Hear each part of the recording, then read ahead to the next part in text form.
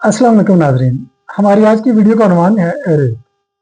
नाजरीन, हम में से बहुत से लोग रेत को एक माइनर और मामूली सा बिल्डिंग मटेरियल समझते हैं, जबकि ऐसा बिल्कुल नहीं है। रेत कंक्रीट की मजबूती, प्लस्तर की क्वालिटी और बिल्डिंग की उम्र में अहम किरदार अदा करती है। अच्छी रेत को हम दो तीन तरीकों से पहचान सकते हैं। मसलन रेत को मट्टी, कंकर और घास वगैरह से पाक होना चाहिए।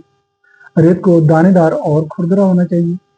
और नंबर 3, अगर आप गीली रेत को मुट्ठी में दबाकर खोलें तो उसे फौरन बिखर जाना चाहिए, गोला नहीं बनना चाहिए। कंस्ट्रक्शन के लिए सबसे मौजूद दरियाई रेत समझी जाती है, इसके बाद क्रश रेत का नंबर आता है।